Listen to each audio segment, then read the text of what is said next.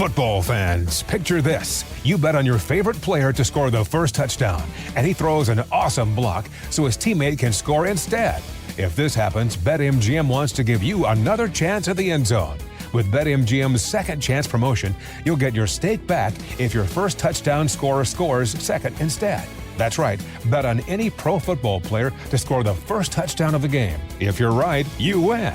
If your player scores second, you get your stake back in cash. Everyone knows the most exciting part of football is the score. With BetMGM's second chance promotion, you have a chance to keep the fun going after the first player crosses the goal line. Place a first touchdown scorer wager today. BetMGM and GameSense remind you to play responsibly. See BetMGM.com for terms. 21 plus only, DC only. Existing customer offer. Subject to eligibility requirements. Rewards vary. Gambling problem? Call 1-800-GAMBLER. Hey, it's me, Tyler. Bose open earbuds are stylish. The color, it looks almost like an earring. I feel like it could go with anything. The music I'm making right now feels like a holiday. I want to look like it too. Check out Bose.com for more. Toyota has been building a legacy of excellence for years. From developing hybrid technology to upping the standards of safety and efficiency, Toyota is always innovating, always making progress. And with a superior lineup of in-stock SUVs, including the adventure-ready RAV4 and capable affordable Corolla Cross, you can experience the legacy of Toyota for yourself. Visit buyatoyota.com, the official website for deals, to find out more. Toyota, let's go places.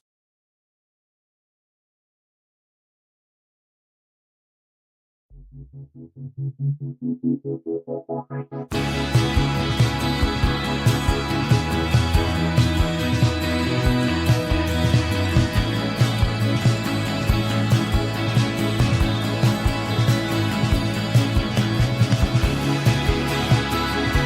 listening to 100 Words or Less with Ray Harkins. What is happening, everybody? Welcome to yet another discussion with people involved in independent music, whether it's punk, hardcore, indie rock. How about I throw something weird like stoner metal, or hyperpop? I'm just joking, but regardless, as long as it is of the DIY variety and it came from small, sweaty rooms in some weird subculture, that is what we care about here.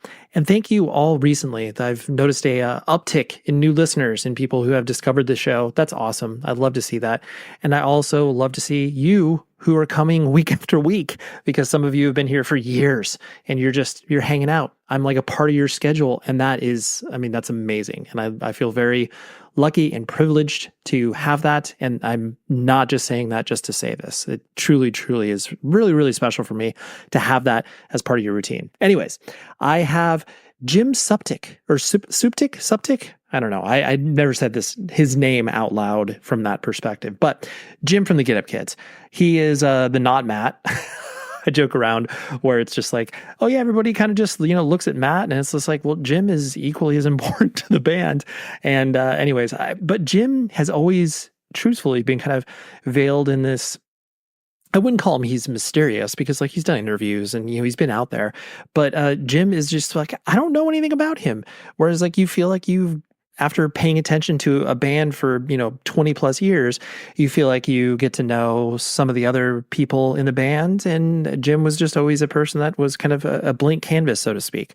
So I was excited to hop on this conversation with Jim because not only are the Get Up Kids celebrating their 25th anniversary of Something to Write Home About, which is wild to say because that record feels like it came out 10 years ago. But it's obviously a very important and seminal record for many, including myself. And they're on tour right now. So go catch them. They are probably halfway through at this point, but you can also pick up a reissue from the awesome people at Polyvinyl. They did a really, really good job in, basically including other things that were obviously left on the cutting room floor, but then the vinyl packaging looks really, really beautiful. So it's exciting. So anyways, Jim, that's who's on the docket for today. Let's talk about the ways that you can support the show. You can always email me at 100wordspodcast@gmail.com. Love to hear from any of you, whether it's I literally had someone send me their Bandcamp with a redemption code. And it's just sweet. I love that. So appreciate you tapping in. Love to see that. And then also for supporting the show for absolutely free, you can dip into the Apple Podcast page or Spotify, obviously follow it, but then leave a rating and or review.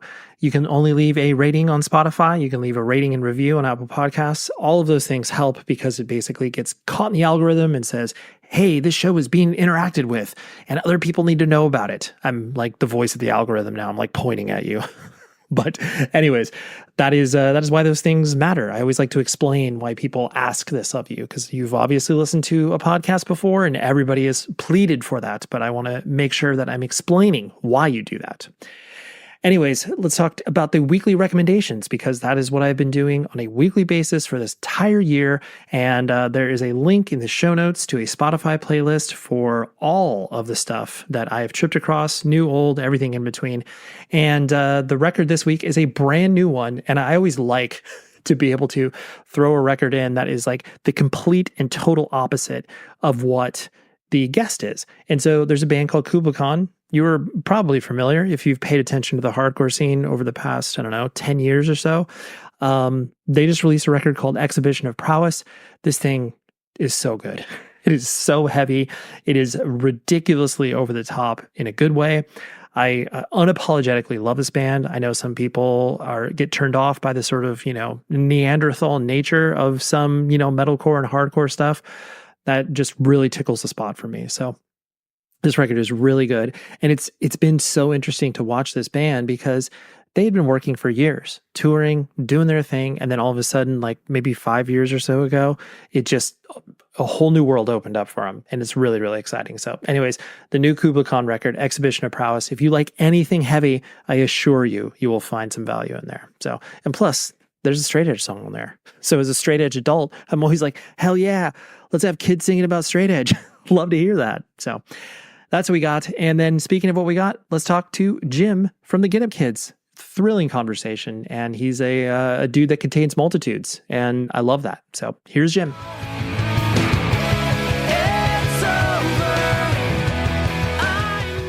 Being a punk and hardcore kid of a certain age, I got into you guys being from Southern California, saw you at the beautiful Coos Cafe in Santa Ana, California many times. Legendary venue. Absolutely. Still lives in all of our hearts. But you and some of your peers as well were, in my mind, a perfect bridge band for obviously kids that were raised in the punk and hardcore scene and could also listen to something that wasn't just yelling all the time. And because obviously you guys still had the energy, but then you had melody. I realize it's a big question to start it off with, but in the early years, as you were touring around the What's an EP and 4 Minute Mile and everything like that, did you recognize that sort of bridge building, so to speak, where it's, oh yeah, we got a motley crew of people at our shows and not just kids in black rimmed glasses and that's it? Yeah, I think a lot of that has to do with us being from the Midwest.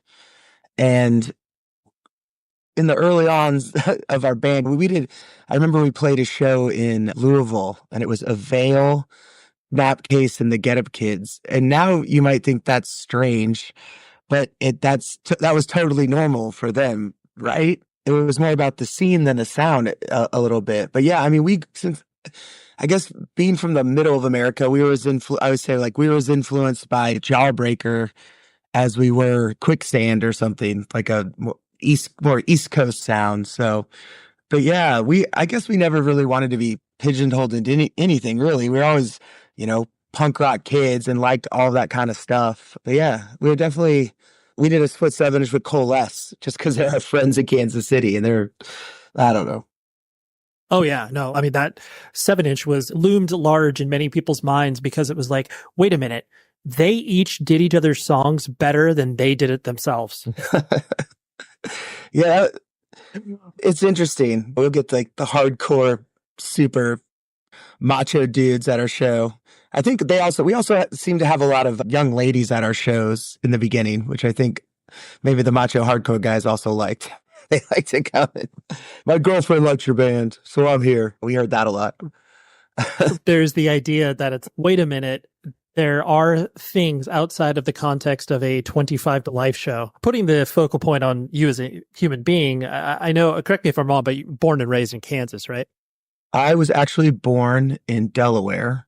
My father was an officer in the Navy, but my family's all from Kansas City, Kansas. And yeah, I moved when I was a baby. They moved back. My dad left the Navy. And so I grew up here. So did, our whole band grew up. Rob and Ryan, our bass player and drummer, we all grew up in Olathe together. They were born in Utah, but moved to Kansas City when they were very young too. I was in first grade with Rob. And then Matt lived on the Missouri side. So we all met him because just Kansas City's only so big. So if you're in high school and in punk bands and the punk scene, everyone kind of knew everybody. Of course, all of the people that were on the outside, as far as musical tastes are concerned, looked at each other and was like, oh yeah, I see where you're at. Yeah, especially not to knock Olathe, it was a fine place to grow up. I had a great childhood, a good high school, but it was very not very creative or cool. It was just like those suburbs.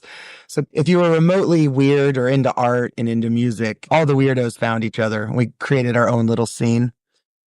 Sure, absolutely. Especially too, like you were talking about when you didn't have a lot of people to pull from culturally. It was just like, oh yeah, like you like skateboarding or you like Descendants? Of course. Sure. The band Boys Life, if you know them, they were kind of mentors of ours, just a little bit older than us. And we used to practice together and stuff. And since they were a little older, they were touring and knew Christy Front Drive and all these bands. And that's how we became friends with Jimmy Eat World. And they really got us connected to all that scene, which was great. And most people, like when you're talking about their view of Kansas, is like it's just fields and farming and overalls or whatever. Just a lot of it is. I was going to say, was that your experience? No, we grew up in the suburbs of Kansas City. It's pretty typical Midwest suburbs, and now a lot of us live in Lawrence, which is like a prototypical college town. But after Topeka west, it gets like Flint Hills, and then western Kansas, it's very flat and not a lot of people.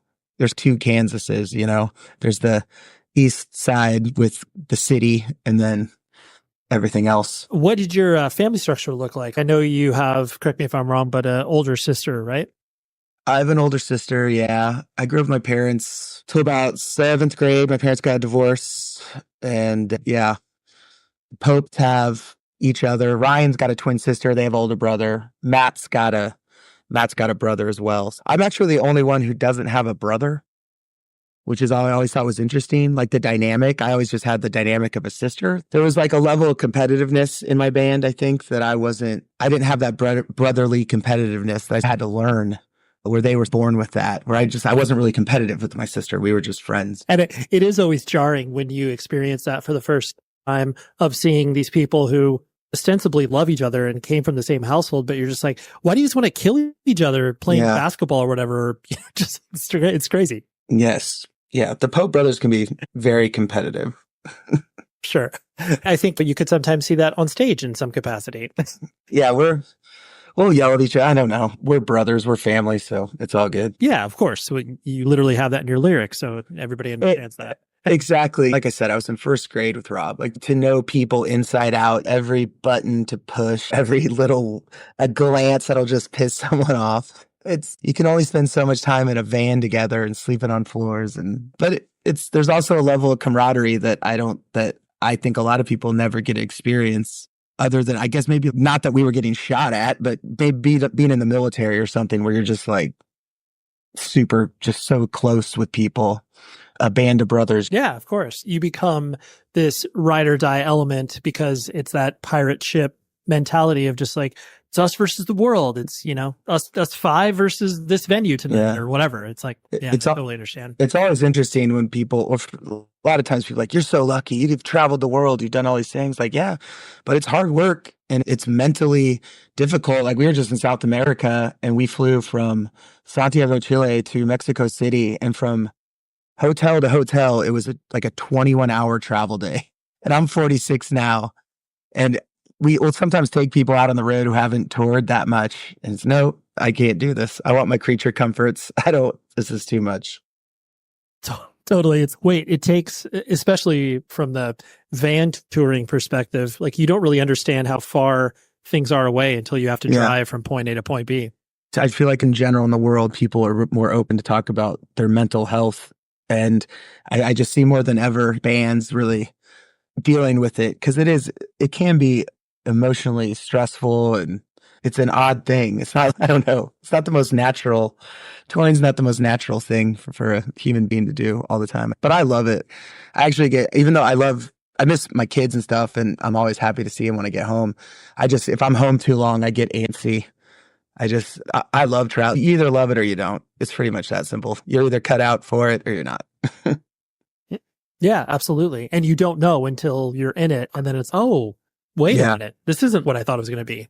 Yeah. Looking at you just as a observer of you and watching Get Up Kids play, and obviously you play in all your different iterations, you as a human, just as far as what you're putting out there on stage, seems pretty consistent with maybe who you are, obviously, as a real person. Like there's clearly no artifice. Did it come natural to start playing in bands and, for lack of a better term, being center of attention in some respects? I've always, I think, liked attention. I've always been my dad's real musical, my grandfather. So I've always loved music. And I had an epiphany my freshman year I remember it was the 8th grade. I remember there was a gal, I think her name was Andrea. I remember the story. Like she was drawing. She's wearing Doc Martens. And I was just like, man, she's cool. It wasn't like, I like her, I have a crush kind of thing. It was literally like, wow, I want to be like her. Like when you're in 8th grade and if you're like into being a jock or you're just finding yourself. And I just remember thinking, I'm like her. I want to be creative. I want to make art.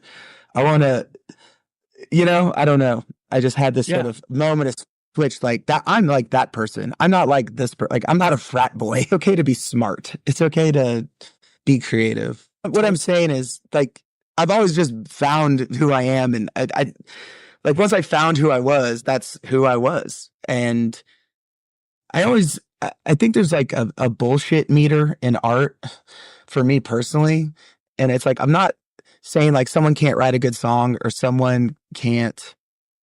I don't know. There's this insincere sincerity sometimes in any form of art and I think that comes across. And I think for us, since we never really tried to, we're writing a song to be a hit, or we're doing this as some sort of, obviously we're a business and you have to think some things like a business, but we never thought of the art part of it as a business. Yep. And there's just like to me, that's what punk rock is. Right. And then and I think for our fans, if we came out there and they could sniff out any sense of insincerity, they would be like, what the fuck are these guys doing? You know what I mean? It would obviously come across as us being full of shit. I'm always excited to welcome back our friends from evilgreed.net. They're an amazing web store solution provider for bands and record labels. But what it means to you is that you get cool stuff that you can buy. Because full stop, if you listen to this show, you absolutely will love what they have to offer.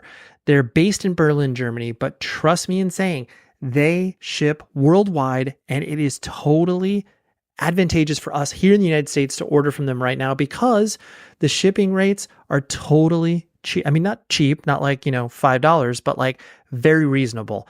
So what I advise you to do is go to evilgreed.net, poke around. I mean, they work with everybody from, Sargent House Records, Triple B, Flat Spot, and then they work with bands like Blood Incantation, Nails, like anything artistic and heavy, they traffic in. And, it's going to be the holidays, right? You should probably think about, maybe giving your parents a wish list. Be like, hey, just go to this one website. I'll make it real easy for you. You can ship it all straight to me, and then boom, I got all this cool merch and, vinyl and everything else that I need. So evilgreed.net is the place you need to go right now, like literally right now. Okay. And enjoy shopping. And to your point too, of the idea, like when you're a kid and you're trying to build your identity and try to understand where you fit, when you see a person, even if it's a year older than you, that is like confident in themselves, and you're like, wait, what do they got going on? And that's like with you and that girl, where it was just like, she got going on. I like that. I want to be a part of that. I had a lot of those people in my life. Actually, tying it into something I write home about, I've told this story a million times, and I'm sure he knows this. Travis Millard, who did the artwork for Something to Write Home About. We went to high school together. He's my sister's grade. We went to church together. I've known that guy forever. And I remember when I was a freshman, a buddy of mine, we got invited to his sister's party who was older. So we were like partying with seniors and stuff. And we thought we were freshmen. And I think it was maybe the summer going into my freshman year. I don't remember. No, it was my summer going into my sophomore year. And he like plays us Fugazi, 7 songs, and that kicks in. And I remember it like it was yesterday. Like I couldn't believe music sounded like that. And I'm like, okay. And it like opened up the world to me. And then a couple months later, I got to see Fugazi on the Killtaker tour. And it was, that was I had some life-changing shows right about then. I saw that. And then 2 months later, Rob and I saw Nirvana with Jawbreaker and Mudhoney. And Jawbreaker was right before, I got to tell them this story, which was incredible because we just did some shows with them. It was the first show of that they did with Nirvana, and 24 Hour Revenge Therapy wasn't even out yet.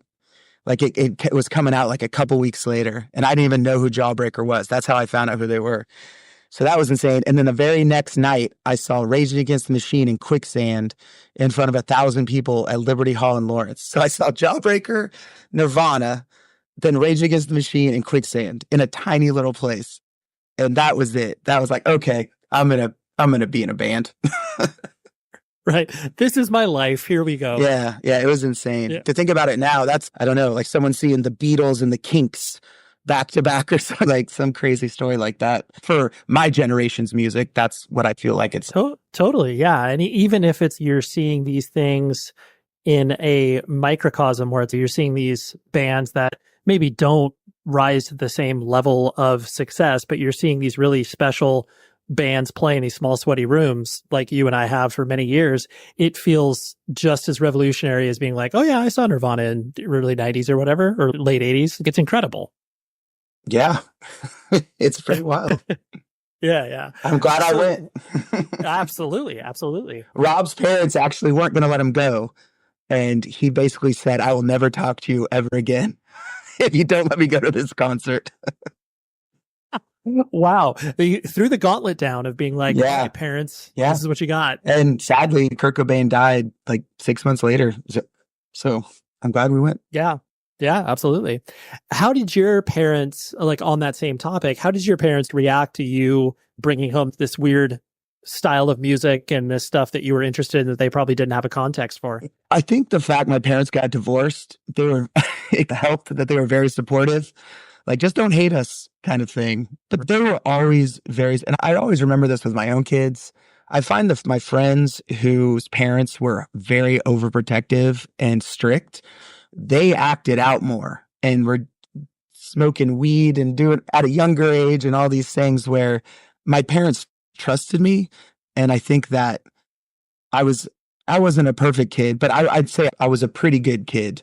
And it was because of that trust. But yeah, my mom, she let the high school band I had with Ryan and Rob practice in her basement, which was really nice because we weren't very good. And I'd take that. For a high school band, I think we were pretty good. I go back and listen to some demos. We weren't terrible. We had a really good singer and it was fun. But our neighbors didn't think we were as good as we thought we were at the time.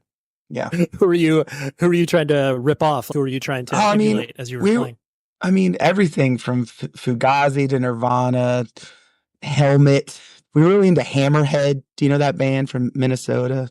Oh, they're from Fargo. Oh, sure, yeah. They were on like Amphetamine Reptile. A lot of those like we were really into those Minnesota, like that noisy, just not. It definitely wasn't get the girls dancing type of music. But we had a great lead singer. Our singer was awesome. His name was Doug, and we called him the Black Glenn Danzig. And he sang like, he could really sing like Glenn Danzig. He was a really good singer. Wow, that's incredible. Yeah. It was a wild mix of music. It sounds like it. If you're combining Danzig with the AM rep scene, like that's wild. Yeah, he's in the Misfits and stuff like that. Yeah, I think we were just absorbing everything. Finding about underground music, finding bands. So we'd go see the Dead Milkmen one night, and we'd go see Today Is the Day or something the next night. That's great. it was all exciting to you because you could just like, let's drink it all in. Yeah, I'm like going to see the Queers and then seeing some Dazzling Kilman noise band, like literally the next night. Because in Kansas City, if there was like an all ages punk show, you just went. Our minds were a little more open, less jaded back then. Yeah, because it was all exciting to you and you understood the difference between the styles of music, but you weren't so cornered off as being like, oh yes, I'm this. But this goes back to us like playing with Snapcase and Avail. It's all punk rock. Honestly, punk rock, as cliche as it's an attitude and a sort of a lifestyle more than just a sound. Once it becomes a sound, then it's just a product, right? It's just another widget to sell to the masses. Yep. Sure, absolutely. As you were starting to navigate this independent music stuff and drinking it all in, were you just learning from your friends as far as like exposing each other to bands and stuff like that? Or were there other touch points for you beyond just your friend group? No, for sure. Just going to shows and friends saying, these are the times where you're like going to a friend's house and they put on a record and you sit and talk about the snare drum sound, really deep stuff. We'd go, you might remember back in the 90s, the independent distro kids that would just buy a bunch of 7-inches and then they'd be at the house party show selling 7-inches. I'd buy Indian Summer and Ordination of Aaron, these obscure Midwest emo stuff. And we'd find a lot of things that way. We had some really good record stores in Kansas City, Recycled Sounds. Anne, who owned that store, was a big champion of us and supporter. We actually did our record release show there of Something Right Home About. But so there was a lot of opportunity. It's crazy too, because without this pre-internet or anything like that, you took your friend's words for it and hope there was more than one. There's a lot of risk. Yeah, that was it. Because I think now with, I have a Tidal and a Spotify account. It's like I'm spending $20 a month. That was like sometimes CDs were $15 in the 90s. And it's almost with streaming now, it's so overwhelming. In some ways, it's easier to find artists. Like when Tidal and Spotify get my algorithm right, it's great and I'll find new stuff. But it's also, I think in some ways, it's harder because you almost... things just get lost in the shuffle in there. Yeah, absolutely. And when you have the entire output of music history at your fingertips, it's crippled by choice, man. And ironically, I'm listening to the same 50 albums. Of course. And then the playlist is the same. I like Super Drag, but there's other artists that you can play that sound like them.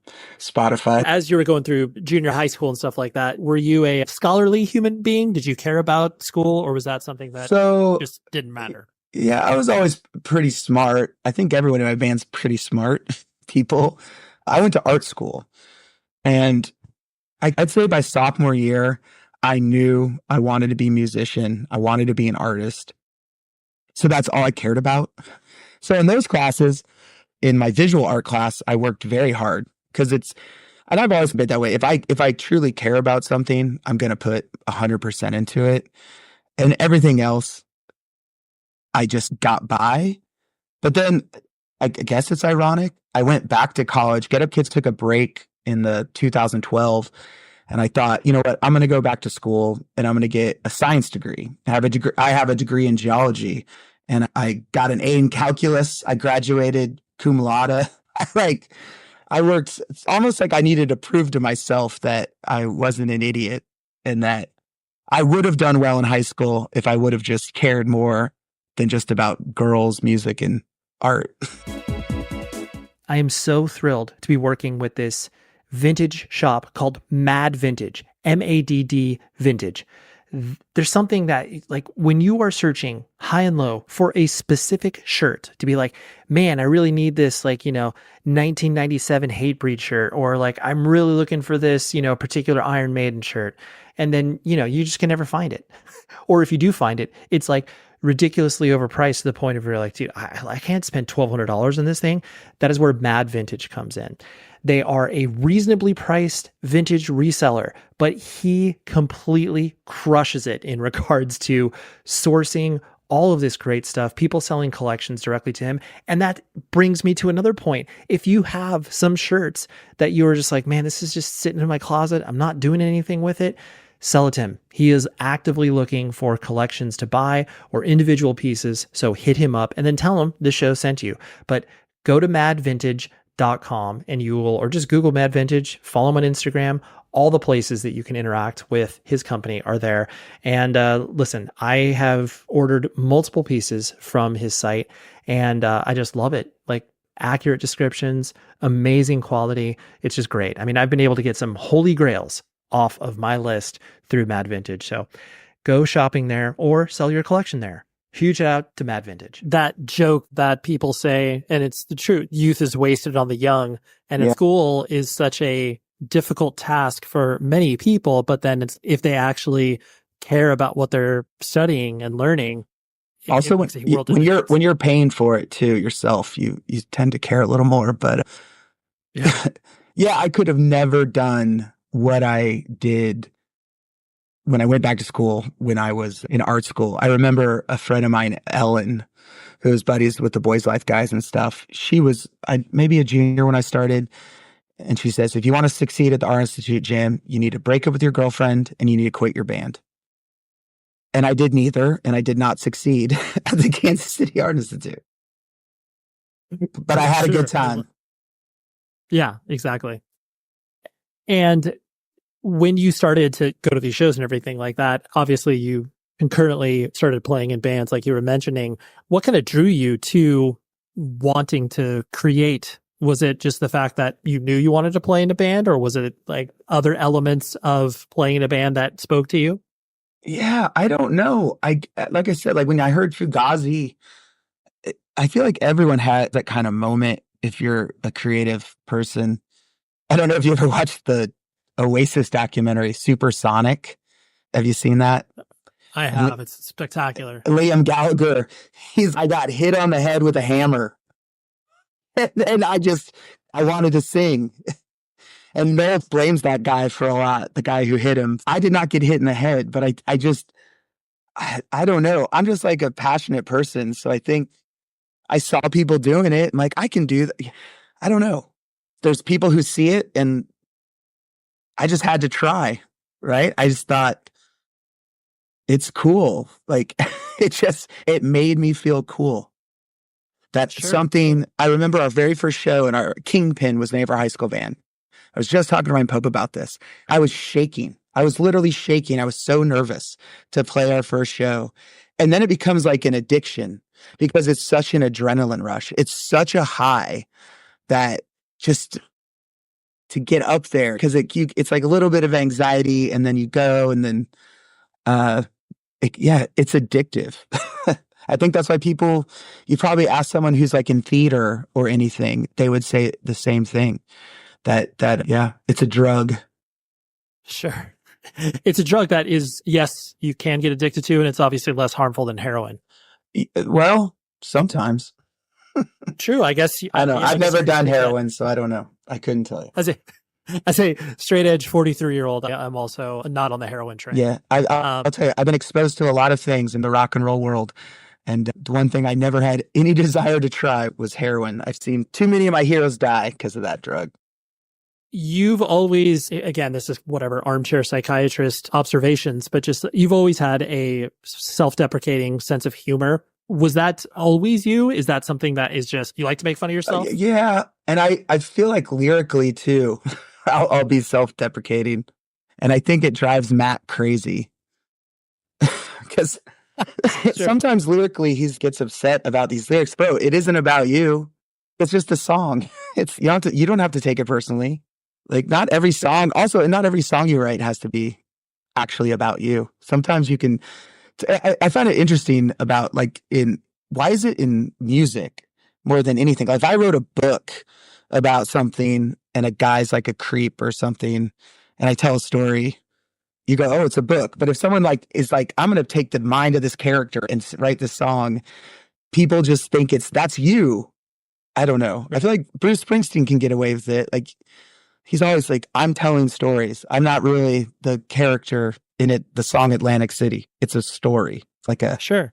gothic kind of tale. Yeah. But I don't know why, for some reason, it's hard in music for the audience to separate like what you're saying from the artist saying it. I don't know. Sure. Whether you're writing about a character or yourself. Yeah.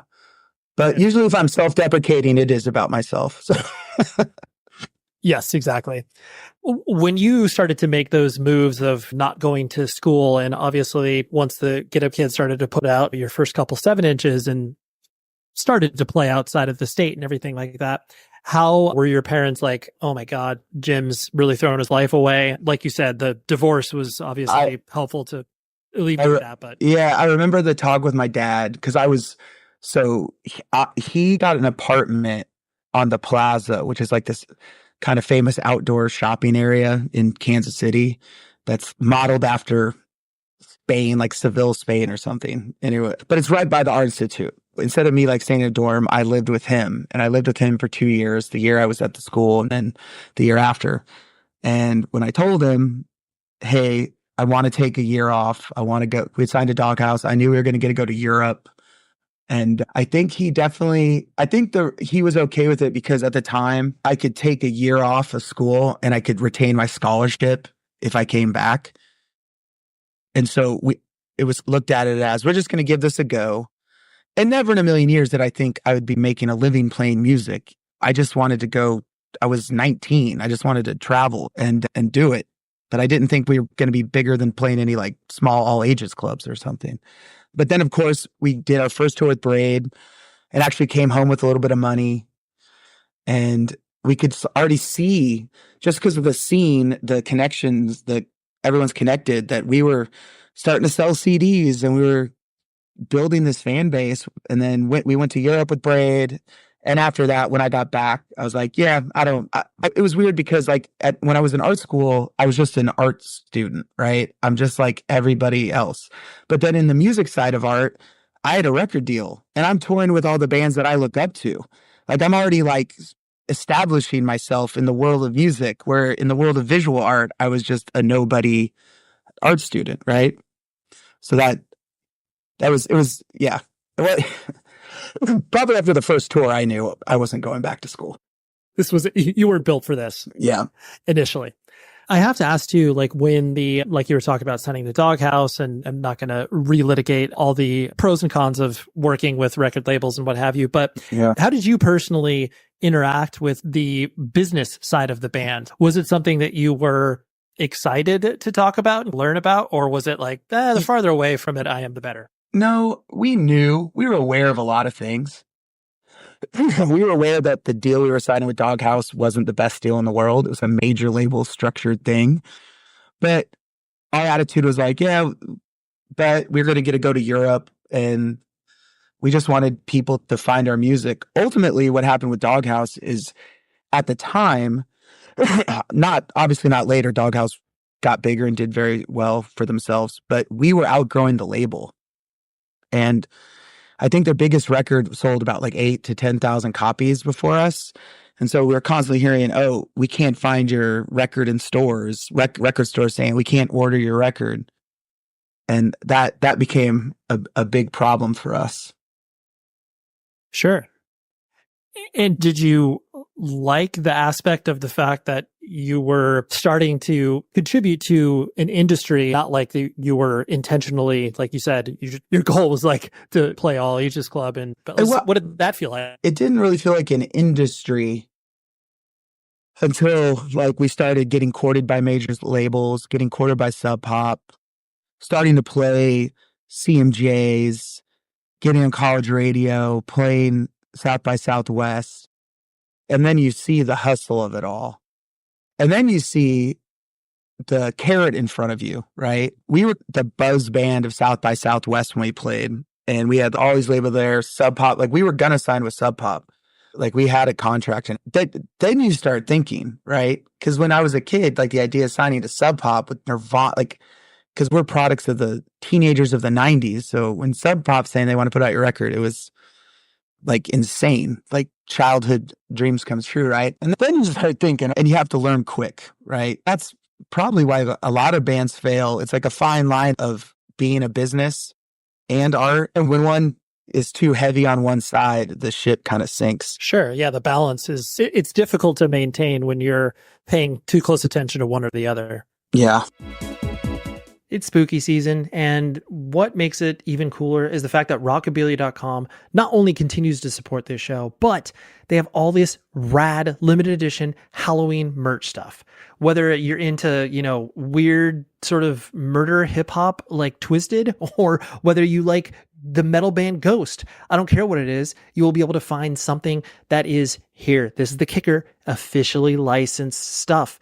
That means the bands get paid, you get a cool piece of merchandise, you support an independently owned and operated company for the past 30 plus years in the merch world.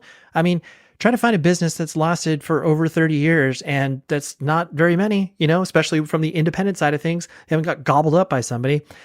I love Rockabilia.com because they just, whatever it is you're into, whether it's like mainstream rock stuff, reggae, punk, whatever it is, metal especially, they just crush it at metal. So go to Rockabilia.com and use this promo code. I forgot. Oh my gosh, 10% off. Use this promo code 100 words or less. 10% off your entire order. And just do all your holiday shopping. One fell swoop, boom, done and done. You get stuff for your mom, dad, brother, sister, aunt, uncle, grandparents. You get it. They have it, and they will be able to ship it directly to you from the Midwest here in the United States. It's so easy. Trust me. I've ordered from them before, and I love it. So Rockabilia.com, 100 words or less is the promo code. That's the number 100. Enjoy shopping. Speaking about the Sub Pop, it definitely is that sliding doors moment, as that obviously could have put you guys, like the Get Up Kids broadly speaking, in a more mature light, because there were a lot of people who wrote you guys off as being just like, oh yeah, that whatever little kid emo band or whatever. I'm presume not like you have regrets about the decisions that you've made, but just have you thought exercise that out to be like, oh, maybe people could think of us as a more adult band as opposed to playing to young children. Yeah, it's also more like the world, what people see. It's strange. In some places, Get Up Kids, they're like a Warped Tour band. We played the Warped Tour 3 shows of it. If we probably signed with Sub Pop, I don't know if critically would have been more respected in some ways, almost because it's more of the indie hipster label. It's been good and bad for our band that we weren't just an indie rock band or just an emo band or just a punk band. We've always had our feet in all these different things, but it can be good or bad. I don't know. Jason Reynolds, who was the A&R guy at the time, it's funny, he just posted this sheet on social media, and it had the list of all the artists they were talking to. And it was from Seymour Stein, Seymour frickin' Stein. They have Get Up Kids about how they were going to use major label money when they signed us to help radio push and all these things. I don't know who knows? I'm not good with it's a really hypothetical. Yeah. And then we almost signed to Mojo Records, which was a major label. And I wonder what would have who knows? I think for at the time when we signed with Vagrant, we were given the best deal for us. We basically were betting on ourselves. We owned the majority of our masters. We were couped from the beginning. That's how major labels work, it's a loan and every time, but you're recouping at your rate. It's not dollar for dollar, right? And I think people don't understand that. So let's say a CD is $10 and you sell one and you owe $10. You're not at zero. You're at whatever your percent is of that $10. So now you might owe $9. And you hear these stories where all these artists who sold millions of records and they get a $5,000 check. So you made $1 million video and you paid for that at your rate. And we just thought that's fucking dumb. And we were offered something differently. It's basically really what Merge does now. And it's 50, it's how Polyvinyl is. It's just, we're a partnership, 50-50, shake a hand. And we like that. You guys spend a lot of time on the road with all the bands that are considered foundational aspects of emo. And in your Something to Write Home About touring, I know all those tours were special in their own right, but what run in your head sticks out when I first mentioned that, of just being oh, this was wild that we went out with the Promise Ring for 3 weeks and we played in front of 5 people in Seattle or whatever. The two most important tours we ever did were the tours with Braid. Our first U.S. tour, it was Braid, a band called Ethel Meserve, who were out of State College, Pennsylvania. And then when we went to Europe with Braid, those were like, Braid were a little older than us and had done a couple tours. So they were really good mentors for us. And then we went to Europe together. It was, none of us had toured Europe. Most of us hadn't been to Europe. So it was a bonding time. Yeah, there's so many things. We went out with No Knife on the West Coast, which was a lot of fun. That was a hard tour. The West Coast is a little bit rougher when you're starting out because the drives are longer. There's not as many shows. We played with Mineral. That was their last tour. So our first 2 tours were Braid and then with Mineral. Yeah. Yeah, it's incredible. I would be bummed if I didn't get to sneak in some Blackpool Lights discussion. Oh, yeah. Oh, yeah, of course. Clearly the connection to Get Up Kids was obviously always going to be there, but you guys definitely leaned more in the rock punk world, touring with Super Suckers and Social D and stuff like that. I'm guessing that was a very deliberate thing that you wanted to do, to where you probably wanted like a slightly different experience than what you had with Get Up Kids. The biggest mistake with Blackpool Lights, I wish I would have started it a little sooner and had a little more Get Up Kids awareness, my fans' awareness of the new band. And I was, at the time, I think Vagrant was willing to put the record out. And I just was like very adamant about, I wanted a break from all of this and I want to do my own thing. And in my mind, I really wanted to do something like Replacements-y kind of style punk rock. We toured with Lucero. That was like a band that kind of felt right for that band. And yeah, I mean, we still played with that band, where I was really trying to broaden my reach, but it was always bands the Get Up Kids influence that wanted to take us out. So just a lot of third wave emo, like, okay. And I don't want to turn it down because we're playing in front of a lot of people. Sometimes I always said if the Get Up Kids could put out a ska record and people would call it emo ska. It is what it is. Yeah. I promise this question is not trying to be, incisive in any way, but when Get Up Kids started to put out new music around 2011 or so, there was always going to be the weight of expectations from the general public. And clearly there's a reason to mark like anniversaries and re-releases.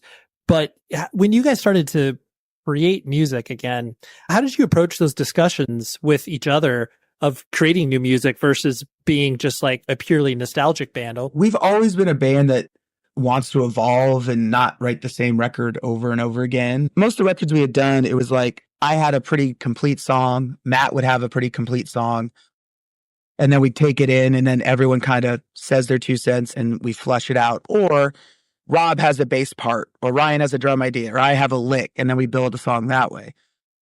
But by the end, it was more, here's a song. I don't know. It felt less collaborative. And then when we did Their Rules, none of those songs were written by, here's a song, and then deconstructed. It was, I have a guitar part, and we all just started jamming. And then songs just came out that way. And that's why, it's more of a post-punk kind of record. I love that record. I think that's our sleeper record that I hope 20 years from now, people are going to listen to that and be like, holy shit, how did I not get this record way back then? I'm not saying it's like some masterpiece, but I don't know. I think I said the hardest selling point of that record is that our band's name was on it. I think if it was a brand new band and you just heard that record by some band you'd be like, oh, that record fucking ripped. I love it. I think there's some badass stuff going on in that record. To your point too, it's like there is that idea of the fact that you guys were writing music differently than you did even a couple years before that. It's in your own individual projects, and no matter what, that's going to come out different than trying to rehash everything you already did. For sure. And there's always just an expectation of what we are. You're not going to please everybody. That record, we truly just tried to please ourselves. That was a self-indulgent album for us. Then on Problems, I think we really talked about it, and the attitude was, what are the Get Up Kids? What is the essence of what the Get Up Kids are? And I think if you take like the album On a Wire, and then you take their rules, and they're the opposite sides of the spectrum, this sort of introspective acoustic album and this sort of post-punk, weird, crazy album. Somewhere in the middle is the Get Up Kids. And I think Problems is the most Get Up Kids, Get Up Kid record we could have made. Sure. If that makes sense. If I was going to play what are the Get Up Kids to someone who's never heard it, I would say, here, listen to this record. Sums us up in one album. I wanted to talk about the Black Lodge Studios. That was clearly such a special thing, and it was a destination for many bands, punk, hardcore, everything in between. And I know you were a co-founder. And looking back, since you watched most things come through there as far as the different types of bands and all that sort of stuff, what are some records that stand out to you? It doesn't even have to be like, I'm not asking for, what's the most popular record, but just like, what are some special memories that you have attached to the records that came out of there that you look back on and, hey, I'm glad I had a small part of that? Yeah, mostly I'm proud that there was a sort of world-class studio that local bands could still go and record at. I think it's like a dying thing. You know what I mean? Now with GarageBand, people are less likely to go in the studio, but there's something said to like having a really great drum room. And it's funny, I always find out on tour. So I owned it when the Get Up Kids were a band. And the whole reason we really bought it, because we thought, oh, we're going to practice here. It'll be like our playhouse kind of thing. And when we're not here, we'll use it as a working recording studio. And it made absolute sense. And then when the Get Up Kids broke up, so this doesn't make any sense.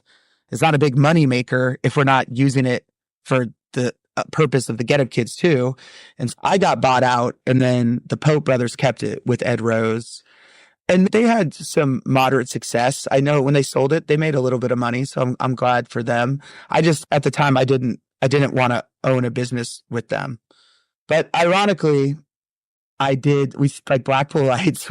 Even though I'd just been bought out, we did the drums there, and I did all my vocals at Black Lodge too. So I still used it. It's like the quote from Godfather, they pull me out, but I just come back in or whatever. Yeah, it's a good studio. And then we came back when they still owned it, and we did their rules there. So it's full circle. And now it's privately owned. I don't know if the gal and guy bought it, I thought maybe they were opening up a little more. But now there's a plaque outside of it and talks about the Get Up Kids. And so we're honored a little bit. I know Eudora, the town, really, we brought a lot of people into that town spending money. Bands would stay there. There were restaurants, and they were pretty good to us there. Yeah, absolutely. Especially too, to your point, not only were bands coming into the city because they wanted to record there, but then you were able to support the local growth as well. And like that only happens with venues and recording studios. Mm-hmm, for sure. Yeah. I wanted to talk about your nonprofit work. Not only is that your job, but it's important to you, but it's unconventional that fell into this because your friend was asking you, like looking for work in between tours or whatever. What with the nonprofit work, you can obviously describe your the nonprofit you work for, but what draws you to the work? So how that came about was that when I went back to school, I was working for the USGS doing like flood management stuff. And it was a fun job, but I had to quit because I promised the Get Up Kids when I graduated, I was gonna do a tour. And then I was having a hard time finding another job when we were back. And I didn't really like anything that I was looking at. And Billy, who helped start Steps of Faith, was the drummer of Blackpool Lights. And he, as the band was making our album, This Town's Disaster, he was diagnosed with Ewing sarcoma and lost his left leg above the knee and became an amputee. He was recording the drums while in chemotherapy. I had never had to deal with something like a friend almost dying like that. It was a very emotional time for everybody. It was very, very personal to me. And Billy started this in Nashville, but he moved back to Kansas City with his kids. And I literally was just like, hey, man, you just need someone to work like 10, 20 hours a week just to help you get off the ground here. I'm home for the next 6 months. How I can help you. I have time. He's awesome. And we've obviously collaborated well together making music. Well, in the nonprofit world, it's the same. Crazy enough, my mother is now an amputee. Since I've been working there, she has rheumatoid arthritis, broke her leg, had an infection, and she is the exact same amputee as Billy, a above the knee left leg amputee. So that is just crazy how the world is. It's a club you never think you're going to be a member of until you are, unless you're born with limb difference. But anyway, long story short, the first year we helped, I don't know, the first year I started there, like 30 or some people. This year we're on pace to help 150 people. We raised $1.5 million last year. We put on a really big show called Thundergong in Kansas City. It's a big event for us that Jason Sudeikis hosts. Will Forte does it every year. Fred Armisen's done it. We've had Chance the Rapper. Last year we had Nathaniel Rateliff, Brendan Hunt from Ted Lasso. It's been crazy. We're doing it again this year. Tickets just went on sale. There's only a few hundred left. So if you're in Kansas City, November 9th, it's so much fun. Jason is a longtime friend of Billy's. He's from Kansas City, and that's the connection of how this all kind of started. But yeah, it's wild. And now it's a full-time job. It's like salaried job. And I'm very lucky because I can work from the road. Like we have a tour bus. So I have to get up early and I work until lunch. And then as things come in, I deal with it. But to be able to have a job like that, and still be able to tour. And Billy's very understanding because he's a musician. And also just it's like music in a way where, with my degree in geology, I probably could have moved to Oklahoma and got a job with a gas company fracking or something, right? And made pretty good money.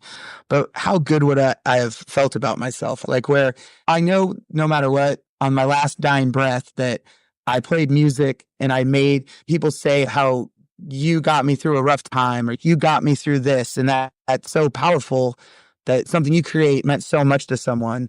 And then working in this nonprofit, literally seeing people who, like a grandma, all she wants to do is be able to hold her grandkid and walk to the kitchen unassisted, and how things we take for granted every day to help these people and truly change their lives is an amazing thing. We go to this convention every year with a bunch of the clinicians and stuff, and they always have speakers, and there's like a woman, like a double amputee who like climbed Mount Everest or ran 3 marathons 3 days in a row or something. And I'm always like, man, there's no excuses. Live every day to your best. You can always make an excuse.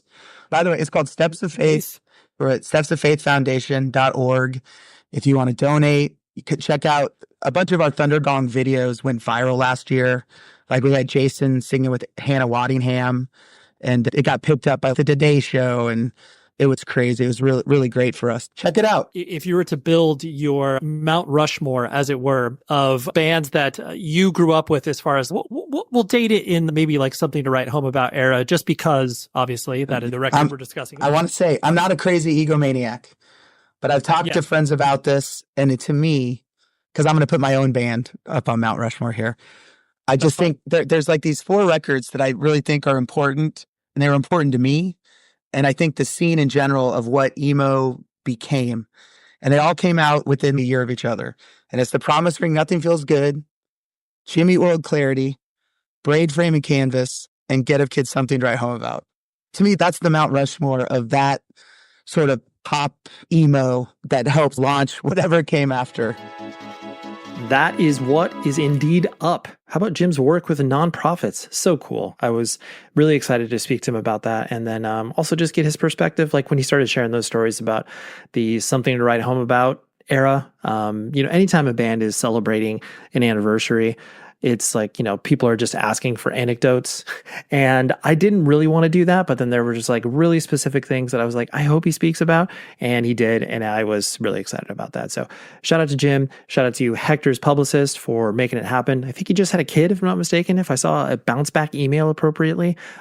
He's probably not going to hear this because, who listens to the very end? Very few of you. And if you do, tap on the shoulder or head or whatever it is, but big thumbs up to you. Anyways, shout out to both of them for their time. I appreciate that. Next week, I have Michael Burden from Uniform, who are an incredibly interesting and weird band. I've always been kind of on the outside with them where I'm like, oh yeah, like, they're in the whole like, thou sort of like weird, heavy artistic space. And I never really reckoned with them until this last record. And I love it. And Michael seems like a really interesting dude. And he absolutely was. His interview delivered in spades, and it was super, super fun. So that's what we got next week. Michael Burden from Uniform. And then we had Jim from Get Up Kids this week. Oh my gosh, I love diversity. So anyways, until then, please be safe, everybody. This podcast is supported by BetterHelp, offering licensed therapists you can connect with via video, phone, or chat. Here's BetterHelp Head of Clinical Operations, Hesyu Joe, discussing who can benefit from therapy.